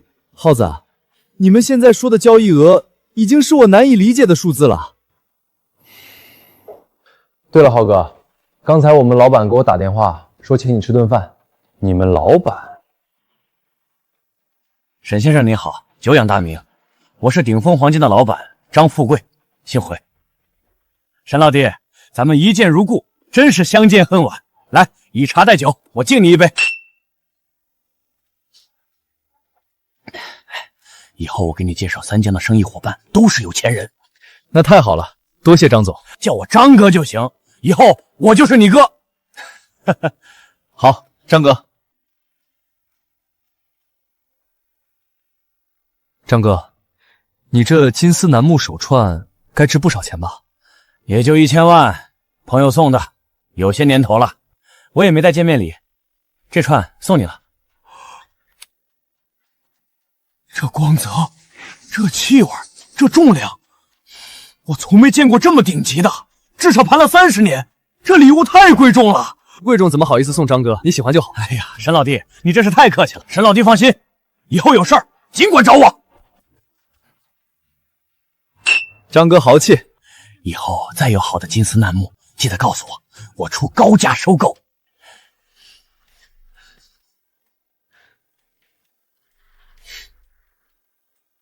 哦，看到没？这就是我哥沈浩，我都说了有预约，还不赶紧给老子道歉！张哥，让你见笑了，你先走，我处理点家事。沈老弟，这……沈先生，需要我们帮你报警吗？暂时不用，你先跟我离开这里，去其他地方谈。你干什么？这里可是鸿福楼，会员才能进，最低档都要300万。沈浩，你什么时候混这么有钱了？你刚才说让我出30万供小舅子出国留学，凭什么？你是我哥，你活该供我一辈子。小舅子出国光宗耀祖，你也沾光，凭什么不出钱？他跟我又不沾亲带故，我沾什么光？就算他月入1000万，也跟我没关系。怎么？你现在有钱了就翻脸不认亲了？大妈真是养了个白眼狼。我是爷奶养大的，爸妈生前对我尽过一天责任吗？只会压榨我给你供血。行了行了，陈芝麻烂谷子的事别说了，总之这钱你必须出。沈龙，你要不要点脸？我养爹妈和你就算了，现在还要养你媳妇儿一大家子，你的脸皮比厕所的粪便还厚。那又如何？你现在都比我有钱了，比我赚钱更容易。你当哥的帮我不是应该的吗？我偏不帮你，你又能拿我怎么样？你念在我们的兄弟情谊上，就帮我小舅子这一回吧。我现在一时没找到工作，媳妇儿也失了业，你如果再不帮忙，我们一家子就真没活路了。既然都穷成这样了，那就别逞能想着帮别人出国。沈浩，你别给我蹬鼻子上脸。沈龙，你听清楚了，你要真把事情做绝了，我就跑去你家天天闹，看我闹不死你我。以前我愿意拿钱供爸妈和你，那都是看在爷奶的面子上。现在爷奶都死好多年了，我对你们已经仁至义尽。沈先生，您的车到了。他竟然买了这么豪的车，这么有钱，连30万都不愿意给我。沈浩，我不但要你出30万，还要抢走你的全部家产。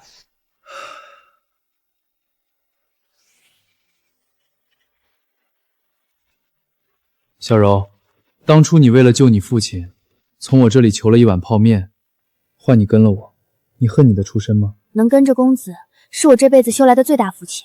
我不恨我的出身，没有这样的出身，我如何能认识公子？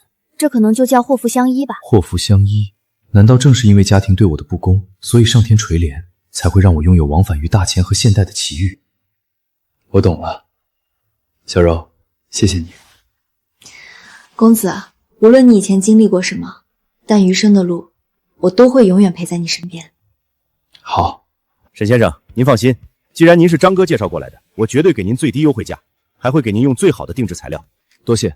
那我这边打算定制2万套铠甲和各类兵器，大概多少钱？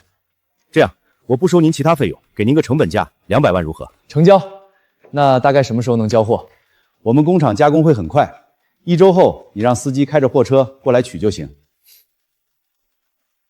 沈老板现在真是日理万机，一场赶一场啊！有什么赚钱的好门路，不如也介绍给我。那门路你怕是走不通。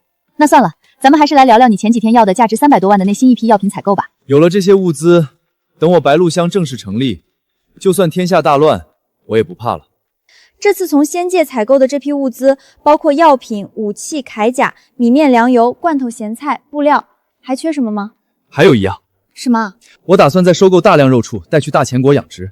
这样一来，白鹿乡就能开自己的农场了。好主意！只是我们要去哪里才能买到量多又便宜的肉畜呢？有一个地方，咱们星河村养猪场多，猪太多卖不出，市里老板压价，低4、5块，高7、8块一斤。李叔，这猪什么价？一口价6元一斤，200斤左右，给1200就行。1200，这么便宜，咱够实诚了吧？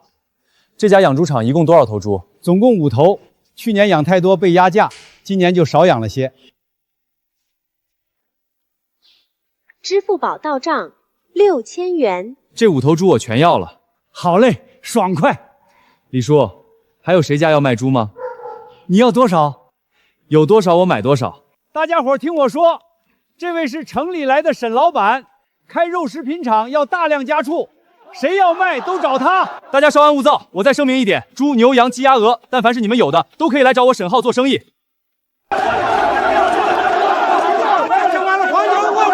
我家有出栏猪50头，我养了黄牛150只，我的是山羊。大老板买多少？出栏猪3000头，黄牛1500只，山羊800只，三黄鸡3万只，麻鸭1万只，大鹅5000只，还有蜂蜜和土特产。算算一共多少钱？等一下，数额太大，她一个小姑娘怕出错，可我信她。我跟她一起算，2个人不容易错。2100万。小姑娘真有2把刷子。是我带偏见了，别在意啊。没事儿，李叔。李叔，你咋了？这可是2100万啊！你真要全部买下？当然。咱们村淡季从没卖过这么高的价，我替所有养殖户感谢你。我当什么事儿呢？你放心，我帮你协调养殖户，加大养殖量。星河村是我长大的地方，我不帮自己人帮谁？好，这件事交给你了。没问题，你可是咱们村新来的财神爷，我还不得上赶的供着。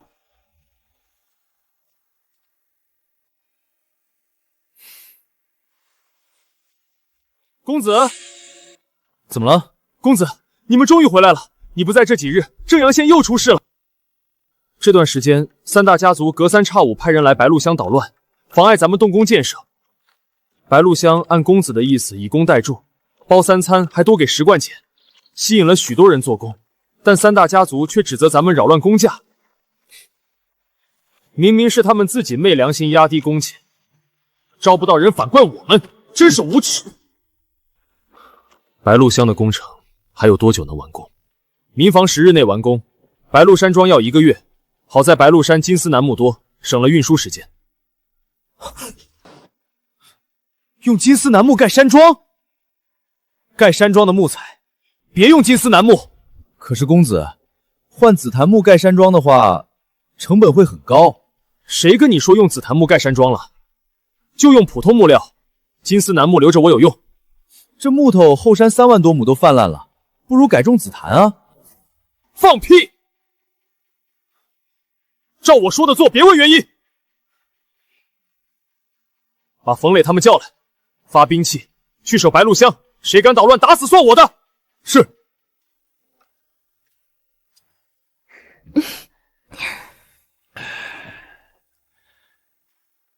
胡管家，沈公子刚才带话要约我们今晚打一架。不是只让你阻止动工吗？他怎么会突然约架？本来只是小打小闹，丁武突然来说沈公子要约架，彻底解决纠纷。他不会真以为一次约架就能解决纠纷吧？沈浩背景深不可测，最好不要正面冲突。可主子下了死命令，不冲突根本阻止不了。沈公子，这些铠甲兵器材质比普通铁器好太多了。公子，这铠甲比军中的还坚固，今晚胜算很大。沈公子，这些铠甲兵器真的都赏识给我们吗？你们都是我的乡民，不赏给你们，赏给谁？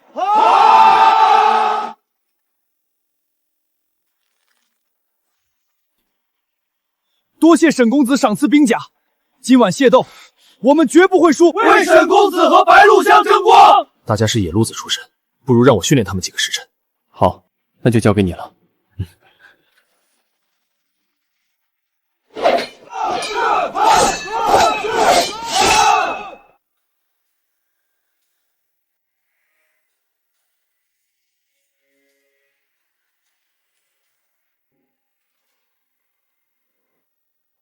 沈公子，许久未见，别来无恙。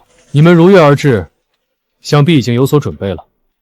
哼，正阳县只有3大宗族，断然不会有白鹿乡。我们不想与你为敌，但不许你喧宾夺主，识物就停止践香，否则休怪无情。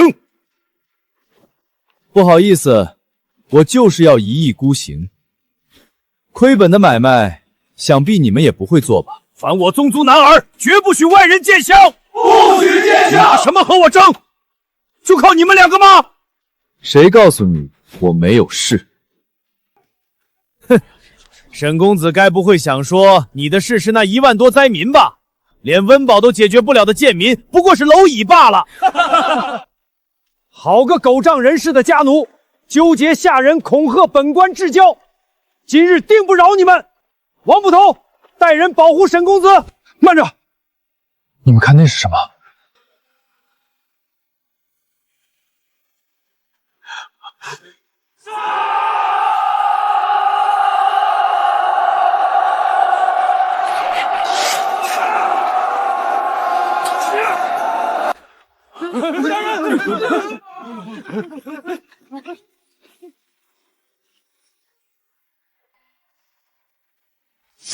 老贼，敢威胁我家主子，今天我砍了你的脑袋！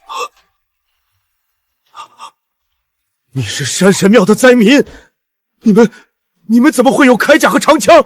这明明是……明明是什么？大人，沈公子身后势力绝不简单，能送来这么多精良兵甲，非权势滔天者不可为。好，本官果然没交错朋友。朱师爷，快去通报，就说本官前来仲裁此事。是。沈公子，是我们错了。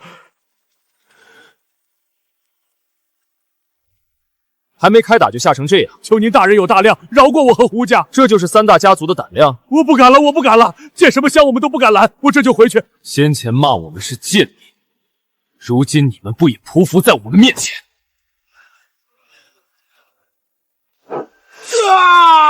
天，尿裤子了！白鹿乡建造合理合法，今天放你们走，下次再敢来，别怪刀剑无眼。谢沈公子高抬贵手，再也不敢了。下次再敢来，打断你们的狗腿！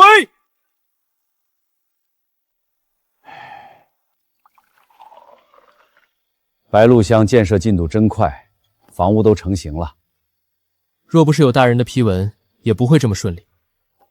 沈公子，你此番和3大家族发生矛盾，为何不来找本官？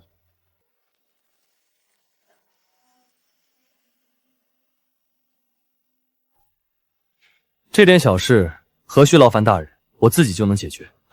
是，今日本官也算见识了沈公子的威风。沈公子，你给那些乡民配备的兵甲，本官看着挺不错的。还好吧，都是家族给准备的，怕我在外面吃亏。原来如此。我跟老丈人借了5000精兵，兵甲比你的差远了。沈公子能不能给配些？这兵甲是家族独门绝技，密不外传，我也无权卖给外人。这样啊，那还真是遗憾，是本官僭越了。沈公子，1万多乡民的安顿，你可有打算？大人放心，我已有对策，绝不会给您添麻烦。这就是我在白鹿乡的新家，我终于有家了。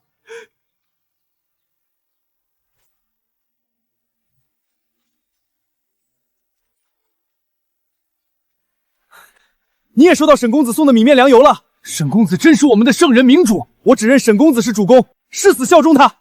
我也是，所有居民立刻前往大广场开会，沈公子来了，有重要事情宣布。哪有这么多猪牛羊，还有贼鸭鹅？现在可是饥荒年，连富户都舍不得吃肉。沈公子从哪里弄来这么多家畜？何止是多，每只都肥得流油，我都好几年没吃过肉了。肃静！今日大家都已经入住了在白鹿乡的新家，我沈某在这里恭贺大家的乔迁之喜。从此以后，你们所有人都是我白鹿乡的乡民，户籍全入我白鹿乡。我们全是沈公子的乡民。我现在把大家召集起来，还有一件事要宣布，我准备成立一个民兵团，专门负责保护乡里的安全。民兵团？那不就相当于是沈公子的兵？沈公子，我冯磊愿意第一个加入民兵团，为您鞍前马后。沈公子对我们有再造之恩，当他的兵简直是一种恩赐，我也愿意加入。我对民兵团的要求很高，但凡要加入者，都需要接受体能测试，只有通过者才能成为民兵团的一员。我觉得很合理，没经过考验，又有什么资格去保护沈公子？沈公子，我愿意接受考验。还有我，开始，每个人500个俯卧撑。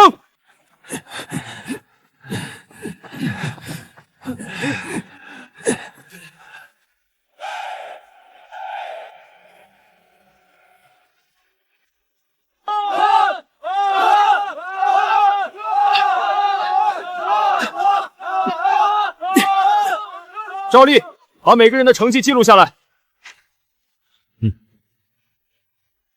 我现在宣布体能测试结果。但凡成功加入民兵团的人，都能得到家畜奖励。这1500头黄牛会分给那些优先加入民兵团的人。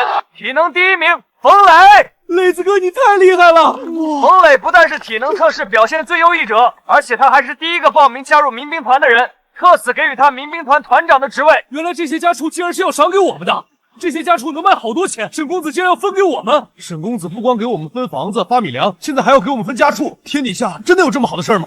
磊子哥，沈公子说赏赐给你那些家畜，那就一定是。这下好了，你再也不怕饿肚子了，我真为你高兴。没错，既然是真的，能拥有一头属于自己的牛，这可是咱们农民一生的渴求啊！别说牛了，就说那猪，也只有城里的富户家才养得起。我们家要是能养一头，那就是8辈子修来的福分。公子，咱们不是白鹿乡的酸民，能不能也加入民兵团？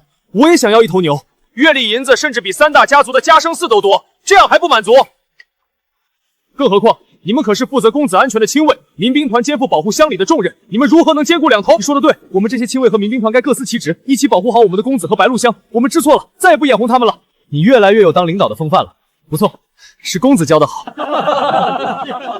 多受之有愧，我也还是会选择加入民兵团，保护沈公子和白鹿乡。冯磊，起来吧，这些东西你受得起。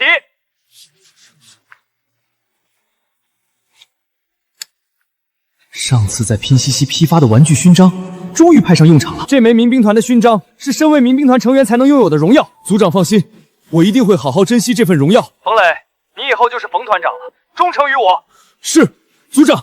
很能激发起团队的好胜心，以好胜心为驱动力，来一步步洗脑他们成为只忠诚于我的沈家军，指日可待。王斌，体能测试第2名，也是第2个报名参加民兵团的人，授予副团长职位。我这辈子都是您的人，上刀山下油锅也在所不辞。您给那些加入民兵团的乡民发家畜，我能理解。可为什么还要把鸡鸭鹅翻给什么都没做的妇人孩童呢？士兵的人选历来是青壮年男性更合适些，这样一来对孩童不太公平，所以适当给他们一些鸡鸭鹅，多多少少能加强白鹿乡所有村民的凝聚力。原来是这样，还是公子您深谋远虑。公子，那个勋章还有吗？那份殊荣我也想要，要怎样才能得到您赐予的那个勋章呢？只要你好好表现，我给你发更好的勋章。我一定努力训练，好好表现。白鹿乡总算步入正轨，我的世家梦终于开始了。不过王守成说的对，白鹿乡1万多张嘴要吃饭，我的粮食储存快见底了，得回现代一趟去补充物资。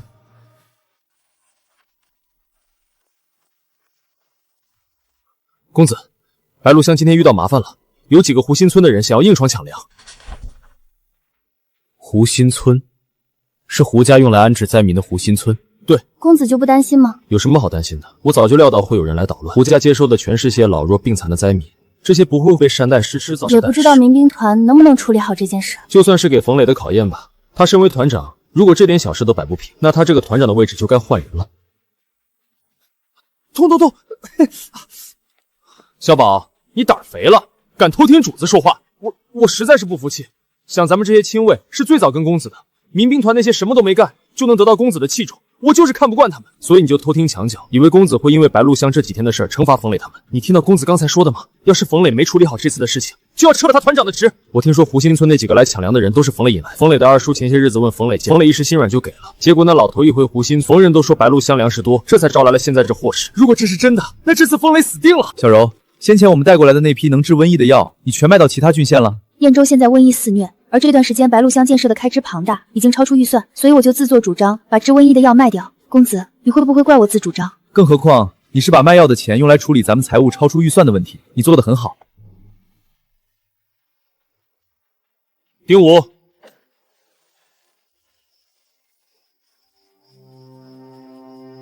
你带人去白鹿山砍一棵金丝楠，连夜带回来。是。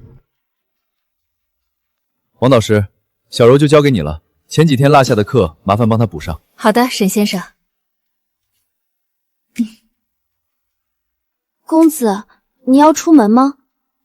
我去谈笔生意。这次回来是为了卖金丝楠木换些现金流。现代的外贸公司，古代的白鹿乡，两边运营都需要不少现金流，再加上还要再采购批粮食，家畜会缺钱。沈老弟，我一直听老张夸你是个妙人，今天见了果然不一般啊。沈老弟是做外贸生意的是吧？没错，开外贸，做点小买卖。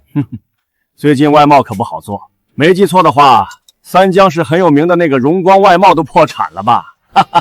怎么感觉有点来者不善？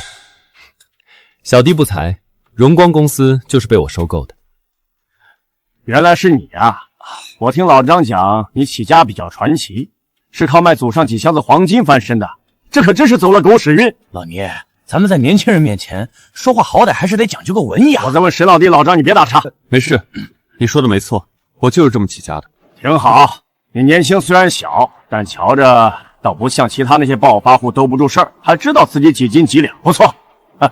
重工业钢铁倒是出口很顺畅，不过我外贸做的还算顺利，能拿到一些订单，户口没问题。沈老弟，我知道你们年轻人心气高，但不听老人言，出事在眼前就晚了。我也是看在老张的面子上，才好心拉你一把。你老跟我混迹商场几十年。哎呀，老倪，多大的事儿，你生什么气？沈老弟他才进商场没多久，肯定没老倪你厉害，也一时没转过弯，我私下劝劝就好。商场里最忌讳眼皮子浅没见识。沈老弟，你以后没事多跟老哥我去转转吗？聂总，我知道您是为我好，你现在越是对我贬低，等会儿我那根金丝楠的价格就能卖得越贵。那倪大哥认为什么才算有见识？老倪，这你就小看沈老弟了。就说我手上这顶级的金丝楠木手串，你上次见了都眼馋好久，对吧？知道是谁送我的吗？就是沈老弟。这不可能，我算是金丝楠木的专家了，一辈子见过多少品相好的金丝楠木，像你手上的这么顶级的金丝楠木，可不是光靠点钱就能接触到的。那必定是交友圈子极广、极高级，才可能碰到这种品相的金丝楠木。金丝楠木手串是我一个至交好友送给我的，因为我先前帮了他一个大忙。见看张哥喜欢，就顺手送给他。顺手？沈老弟，你口气有点大，不知道的还以为你家里有成林成片的金丝楠呢，敢在我面前吹牛，说你没见识，你还真没见识。我的天哪！我的老天爷，我没眼花吧？这竟然是金丝楠木原树！真的是金丝楠，这么粗一根，我只在博物馆里见过。天啊，这么大一根，放在明代，估计是朝堂大殿的顶梁柱。就是，这棵金丝楠你卖多少钱？我要了，我要。那个，沈老弟，你看我刚才真是有眼不识泰山，说错话了，你千万别放在心上。是我眼皮中钱，是我极品的金丝楠。这个沈浩的身家背景，绝不是张富贵说的那么简单。好汉不吃眼前亏，装孙子就装吧，总比以后被报复弄得倾家荡产强。七亿，公子，虽然我不知道7亿在仙界是不是很多，但我知道7亿能买的物资去了我们那边，值很多钱。7亿在这里算很多很多了。没想到金丝楠在仙界竟然这么值钱。的确很值钱，但这次遇到了个心善的大买家，卖出了比我预想的还要更高的价格，是冤大头。公子心善，连老天爷都在帮你。说的没错。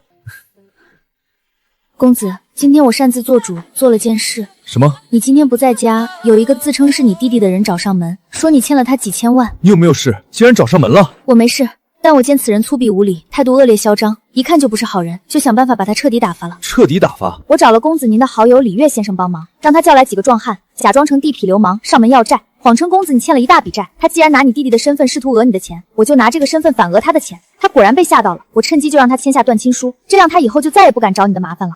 公子，我这样自作主张，你会不会怪？小柔，谢谢你，真的很谢谢。活了大半辈子，这个世界上终于有一个人真心为我好，为我着想。不谢。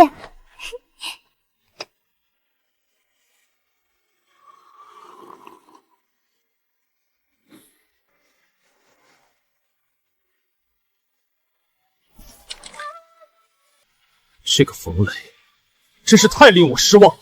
公子，不仅冯磊放任白鹿乡的村民接触其他村的人，而且他的下属王斌只是让那些外乡来的村民立字据，并未驱赶他们。现在外村的人全都在白鹿乡附近安营扎寨，吴家那管家为这事儿都告去县老爷那儿了。不过公子放心，县老爷已经把状纸给驳回了，还让衙役去白鹿乡驱赶那些村民。只是衙役一走，那群人又跑回来了。王守成自然是要站在我这边的，有必要敲打一下。丁武、小宝，召集所有家丁，立刻前往白鹿乡，同时去通知冯磊，让他召集村民到广场集合。是。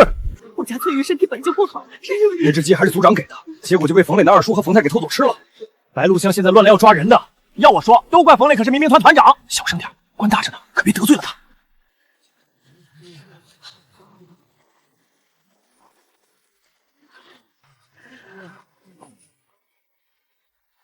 冯团长，你为什么不管管那些老人？他们把我家唯一的母鸡都偷走了。翠玉身体又不好，就指望这只母鸡下蛋补身体。张婶子，你就别怪磊子哥了，这是磊子哥家的鸡，拿来陪你，别再哭了。这事我会为你做主，我说到做到，就算是亲戚也要重罚。上次我给你说的，把我那亲戚接来白鹿乡养老的事儿，你看，你们不能这样假公济私，要是被组长知道了，给我闭嘴！咱们民兵团的人在这儿，还敢再乱讲话，把你们全抓起来！哼，哟，这么大的官威，我倒要看看你们敢抓谁呀？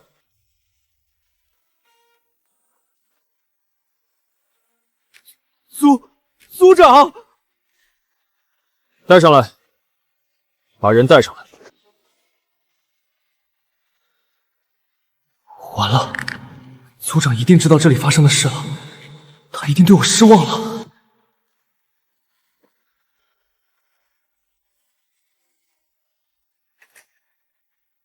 王斌，组长，求您恕罪，白鹿乡的麻烦，我和磊子哥一定会处理，绝对不会麻烦您的。把不相干的人拉下去。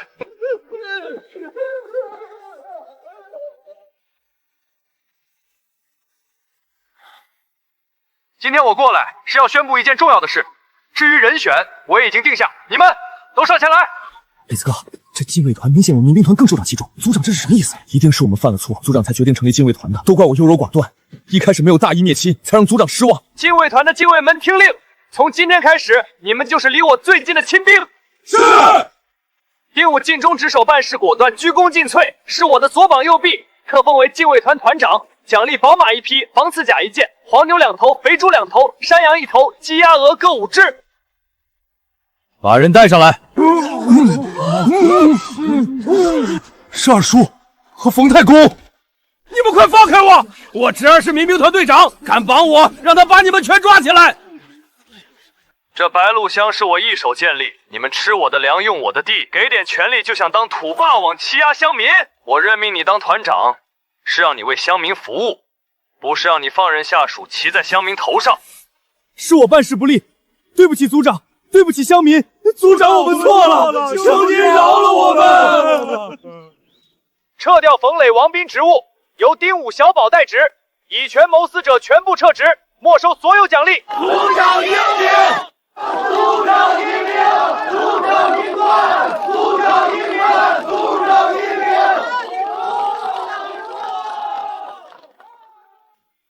公子，出大事了！怎么了？小柔姑娘怀孕了。当真？这么快就要有小主子了？公子要不要请个大夫来瞧瞧？